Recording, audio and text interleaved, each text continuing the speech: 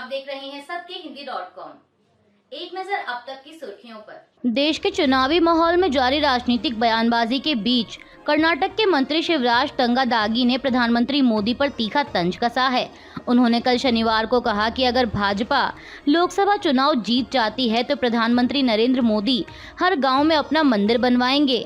बता दें कि उनकी यह टिप्पणी प्रधानमंत्री मोदी की दैवीय शक्ति वाले बयान की पृष्ठभूमि में आई है, जिसमें पीएम मोदी ने कहा था कि उनका जन्म बायोलॉजिकल नहीं है बल्कि उन्हें भगवान ने भेजा है। अब इसी पर तंज कसते हुए पिछड़ा वर्ग विकास और कन्नड़ एवं संस्कृति विभाग संभालने वाले शिवराज तंगादागी ने कहा कि अगर प्रधानमंत्री मोदी इस बार जीतते हैं तो हर जगह उनके मंदिर बनने लगेंगे।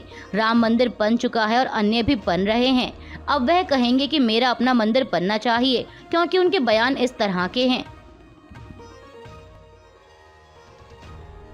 राज्यसभा सांसद कपिल सिब्बल ने मतदान अधिकारियों से वोटों की गिनती के दौरान उचित सावधानी बरतने का अनुरोध किया है। उन्होंने कहा कि इससे छेड़छाड़ की संभावना कम हो जाएगी। कपिल सिब्बल ने एक प्रेस कॉन्फ्रेंस के दौरान कहा कि मैं आपके ध्यान में लाना चाहता हूं कि जब मशीनें गिनती के लिए खोली जाएंगी तो आपको क्या करना चाहिए। मैंने एक चार्ट बनाया है, इसमें CU यानी कंट्रोल यूनिट नंबर, BU यानी ballot unit number, paper seal, VVPAT ID होगी। आपको इसका मिलान करना होगा। आपको इस पर समय के बारे में पता चल जाएगा। आपको इसकी दोबारा जांच करनी चाहिए। सिब्बल ने आगे कहा कि अगर अलग समय दिखाई देता है तो इसका मतलब है कि इसे पहले खोला गया था। आपको इसे जांचने के बाद ही परिणाम बटन दबाने की अनुमति देनी चाहिए। सीरियल नंबर का मिलान होना चाहिए। सिब्बल ने कहा कि सत्यापन की आवश्यकता है। असम के मुख्यमंत्री हेमंत बिस्वा शर्मा को मुस्लिम विरोधी बताने वाले आरोपों का अब उन्होंने खुद ही जवाब दिया है। दरअसल न्यूज़ 18 इंडिया को दिए गए इंटरव्यू में जब उनसे पूछा गया कि आप मुसलमानों को कभी उनके बच्चे, कभी मदरसे और कभी शादी के लिए डराते रहते हैं, तो इस पर जवाब देते हुए उन्होंने कहा कि इसमें गलत क्या है। आप उतने ही बच्चे पैदा करेंगे ना जितने को आप शिक्षा दे सकें। वो बोलने में गलत क्या है। आज असम के 300 बच्चे डॉक्टर की पढ़ाई कर रहे हैं। ये बच्चे मदरसा नहीं जाते। क्या मैंने उन्हें कोई गलत सलाह दी? इसी सलाह की वजह से असम को आज 300 बच्चे डॉक्टर मिल रहे हैं। उन्होंने आगे कहा कि मैंने मुस्लिम समाज को सलाह दी कि छोटी उम्र में बच्चों की शादी ना कराओ। ये लीगल एडवाइस है। संविधान हमें इसका अधिकार देता है। कोई भी कम उम्र में शादी ना करें, ये देखना स्टेट का काम है। मैं बस अपनी ड्यूटी कर रहा हूँ। मैं नहीं चाहता कि कोई मुझसे डरे, वो बस कानून का पालन करें। मेरे बारे में कुछ भी नैरेटिव लिखा जाए, मैं हमेशा मुसलमानों के हित में ही बात करता हूँ। उनको अच्छी शिक्षा मिले, कम उम्र में उनकी शादी ना हो, महिलाओं के स्वास्थ्य को ध्यान में रखकर बच्चे हों। समाजवादी पार्टी प्रमुख अखिलेश यादव का कहना है कि अमीरों की कठपुतली भाजपा सरकार ढह गई है। उन्होंने एक्स पर लिखा कि भाजपा ने लाभार्थी बनाए और इंडिया गठबंधन दोगुना मुफ्त राशन देकर महिलाओं व बेरोजगारों को 1-1 लाख रुपए और 30 लाख नौकरियां देकर एक अति लाभार्थी वर्ग बनाने जा रहा है। गरीबों मजदूरों की इंडिया गठबंधन सरकार देश की दबी कुचली, शोषित, वंचित और सामाजिक आर्थिक रूप से कमजोर आम जनता के लिए ऐसे बदलाव लाएगी जिसका फायदा देश की 95% आम जनता को मिलेगा। अखिलेश ने कहा कि लगातार झूठ बोलने वाली भाजपा पर अब ना तो जनता का विश्वास है, ना ही भाजपा से जनता को कोई आस है। अमीरों की कठपुतली भाजपा सरकार ढह गई है। बिहार में रैली को संबोधित करते हुए पीएम मोदी ने आगे आरजेडी पर भी निशाना साधा। उन्होंने कहा कि मैं आज बिहार के लोगों को एक और गारंटी दे रहा हूं, जिन्होंने बिहार के गरीबों को लूटकर नौकरी के बदले जमीन लिखवाई है। कान खोलकर सुन लो, उनका भी जेल जाने का काउंटडाउन शुरू हो चुका है। प्रधानमंत्री की इसी टिप्पणी पर पलटवार करते हुए आरजेडी नेता तेजस्वी यादव ने कहा कि बिहारी गुजराती से डरता नहीं है। यह झारखंड और दिल्ली नहीं है। एक बार हाथ लगाकर तो दिखाइए। बिहारी किसी से डरता नहीं है। हमारे भगवान कृष्ण का जन्म ही जेल में हुआ है।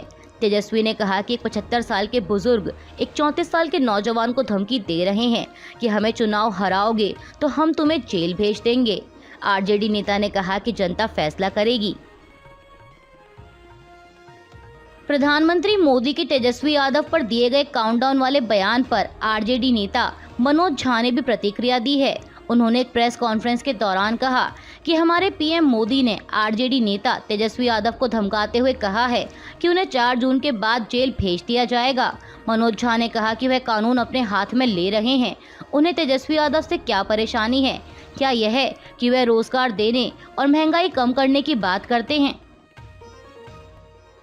प्रधानमंत्री मोदी के बयान पर दिल्ली के मुख्यमंत्री अरविंद केजरीवाल ने भी पलटवार करते हुए कहा कि कल बिहार में मोदी जी ने कहा कि कुछ दिनों में तेजस्वी यादव जेल जाएंगे। इससे साफ जाहिर है कि कौन जेल जाएगा, कितने दिन जेल में रहेगा, ये मोदी जी तय करते हैं।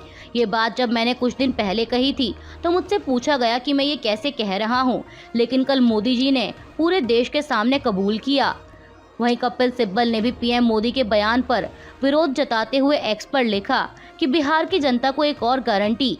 पीएम मोदी ने कहा है कि एक बार जब तेजस्वी हेलीकॉप्टर पर अपना चक्कर पूरा कर लेंगे तो उनका जेल जाने का रास्ता साफ हो जाएगा।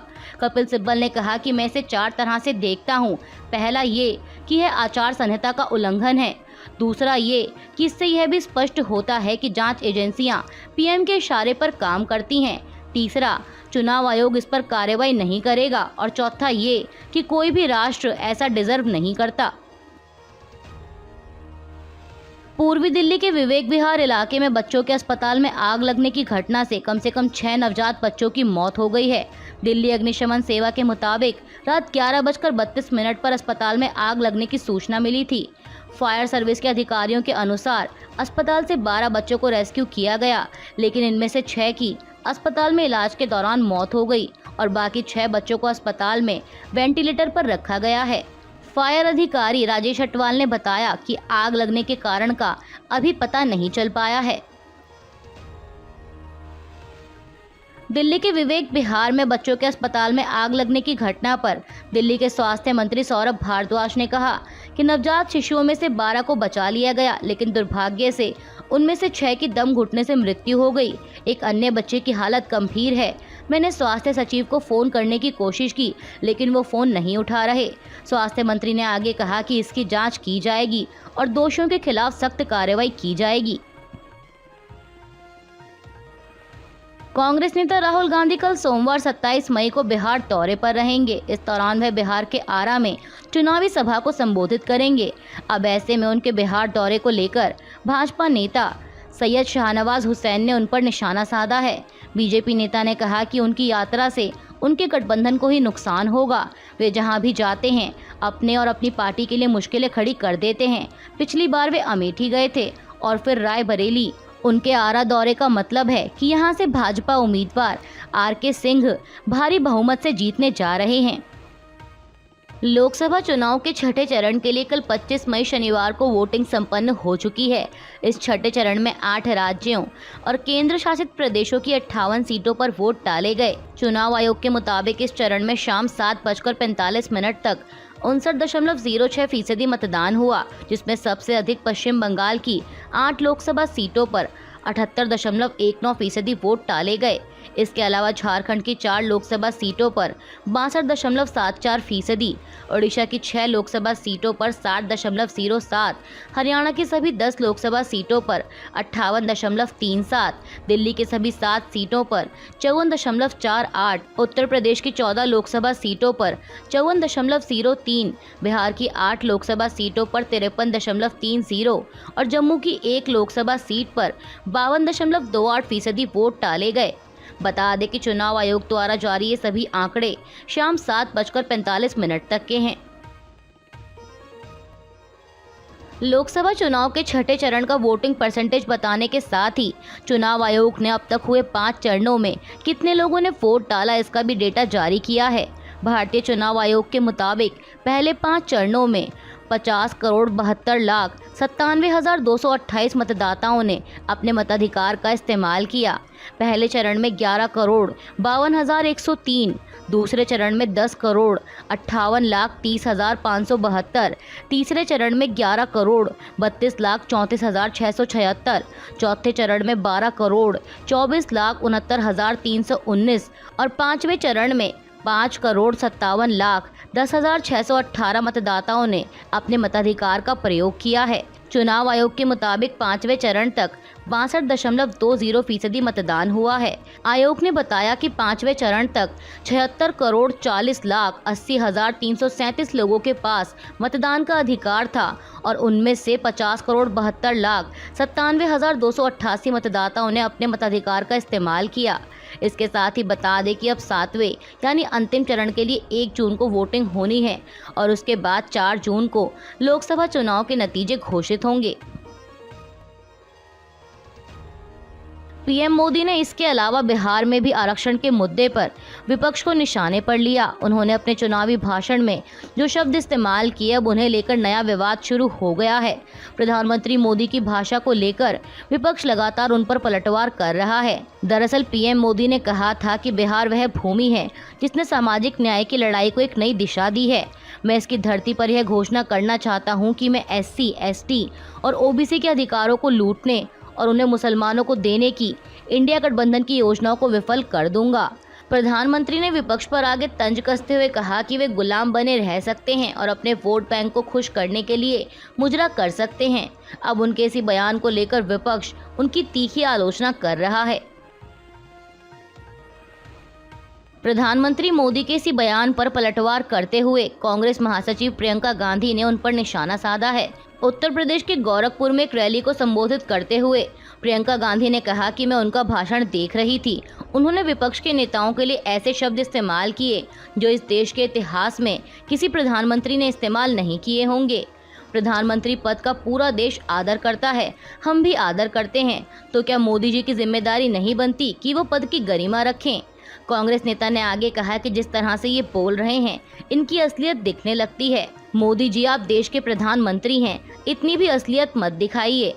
आपने देश को कहा है कि देश आपका परिवार है। परिवार के मुखिया की परिवार के सदस्यों के प्रति आंखों की शर्म होती है, उसको खोने नहीं देना चाहिए। लेकिन प्रधानमंत्री जी भूल गए हैं कि वो PM हैं, उनके मुंह से इस तरह के शब्द नहीं निकलने चाहिए। केंद्रीय मंत्री गिरिराज सिंह ने समाचार एजेंसी NI से बात करते हुए कहा कि मुसलमानों को धर्म के आधार पर आरक्षण की जरूरत नहीं है। उन्होंने कहा कि मुसलमानों के भीतर सिर्फ एक ही जाति है, वो सिर्फ मुसलमान हैं। इसके साथ ही केंद्रीय मंत्री ने ये भी कहा कि मुसलमानों के अंदर देश नाम की कोई चीज़ नहीं है, वे सिर्फ इस्लामिक स्टेट बनाना चाहते हैं। मैं कहता हूँ कि मुसलमानों को अल्पसंख्यक नहीं माना जाना चाहिए।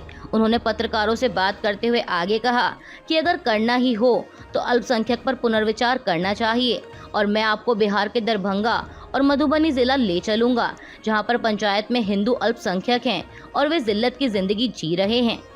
अभी के लिए बस इतना ही। बाकी की खबरों के लिए बने रहिए सबके हिंदी.com के साथ।